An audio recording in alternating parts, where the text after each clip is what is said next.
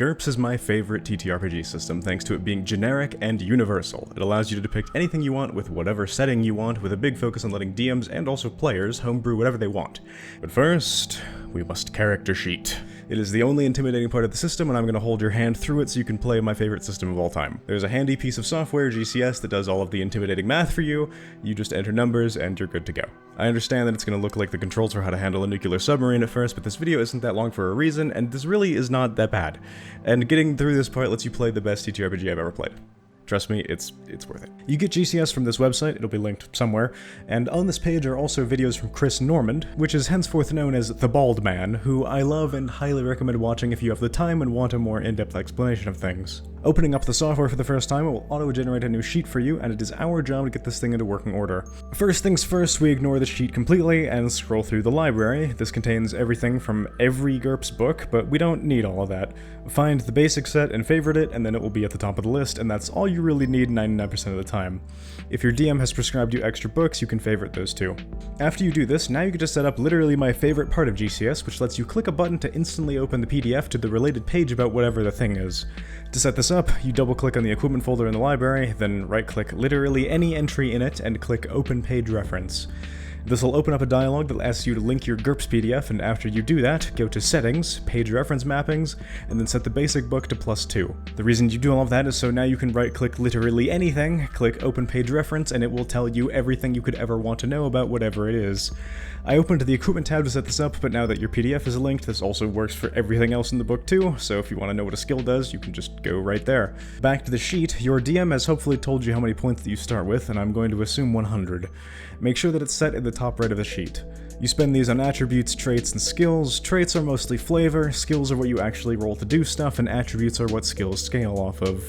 I recommend starting with traits as they can help define what makes a character interesting, specifically disadvantages. In the library, you open up traits, and then in this drop-down in the top right corner, you can filter to disadvantages and then browse through them. Your DM will likely roll differently, as every game in GURPS is inherently different, but I recommend limiting how many points you can get from disadvantages to like 40, so that not every character is showing up as a min-maxed, mentally ill, epileptic, blind zombie. After that, you can reset the drop-down to look through the advantages, and then you can add some positive traits, and by that point, you'll probably have a decent idea about what you want your guy to be and what you want to be good at. You actually do that with skills. There's a lot of them, and they have a pretty wide range. I recommend looking through a few of the drop-down categories, picking out ones that seem interesting, and then dragging them onto your sheet. After you grab some skills by dragging them onto your sheet, you're going to notice these values, and I'm going to need to explain what they mean because I genuinely didn't understand this for months, which is kind of embarrassing in retrospect. Points are how many points that you've put into the skill from your total that we're assuming is 100. To change this, you double-click the skill and change the value here. At 2 points, 4 points, and then every 4 points after that, it will increase your SL for the skill. SL, or skill level, listed in the first column, is what you have to roll under a 3d6 to succeed a check. These are the most important values on your sheet as they are what actually will come up when you're playing the game. RSL, or real skill level, is just showing you how the skill scales. For instance, acting is IQ -1, meaning your intelligence score, IQ, -1. If your IQ is 10, that's 10 minus 1, which means that your SL is 9. Putting points into the skill will raise this value and make it easier to succeed at, as will raising the attribute that the skill inherently scales off of. And that's all well and good, but it's really important to put skill points into your attributes. The reason that I recommend doing this last is so that you can actually look at what would help you. Oftentimes you'll have a group of skills that you want to invest in that all scale off the same stat, and so you can buy that attribute accordingly. Attributes all cost 20 per point, except strength, which costs 10.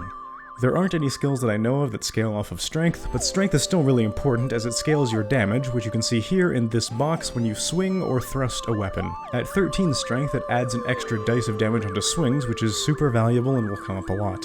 If you don't want a stat, you can lower it too, which will give you more points to use on other things. If you don't use fatigue points, you can tank your health. And speaking of, health is a very confusingly named stat. I would consider it more like fitness. Your HP actually scales off of strength, not your health.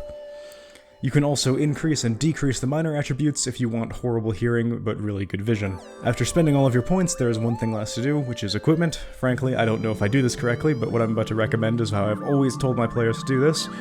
Open up the equipment folder, and right-click on Assault Boots right at the top and open their page reference, and then go back a page to get to 283. Assuming that the setting is fantasy, up to about tech level 3 is about where you want to be. And so depending on your character concept, holy shit my voice. And so depending on your character concept, pick whatever is listed here that seems the most fitting. You absolutely want to pick one from the body armor and limb armor categories, and then also on the next page grab some fitting gloves and footwear, and headgear if applicable. The reason that you do this is for DR. I ran a full game where characters were accidentally running around naked, and trust me, do not do this. It will ruin the balance. Lastly, you're going to need a weapon of some kind, assuming you have one, but it's much less convoluted to find what you want here. I would be genuinely surprised if you can't find what you want in the list, and you just drag it onto your sheet.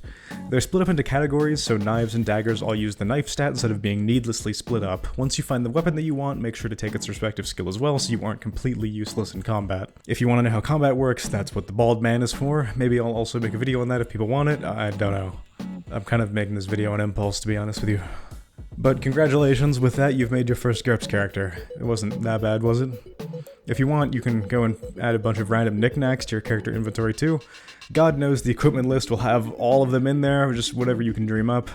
It's not at all necessary, but I always like when people do this, because if I'm your DM and you pull out a compass that you pre-prepared in your inventory, I'm going to be incredibly impressed, and I'm not at all going to question where you got it from. You planned that shit in advance. After this, you save your sheet and send that .gcs file over to your DM.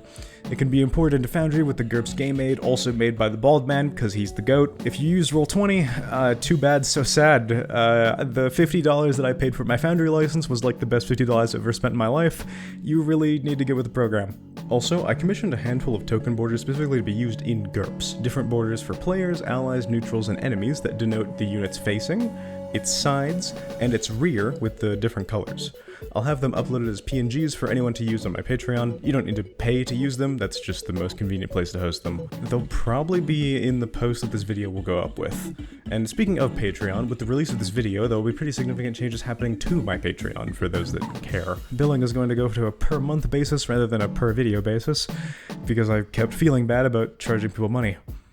I would get all in my head about if a video was good enough for people to pay money for, which led to me not releasing anything, which is pretty counterproductive. Thanks to all of those that support me, and your generosity continues to shock me. Sincerely, thank you. I do wish that you were all able to write it off as a charity expense, as after all, I am pretty disabled. Hopefully there will be more videos soon as these Patreon changes go into effect, and I stop getting in my own head. Sorry if I sound exhausted in this video, I have not been doing well recently.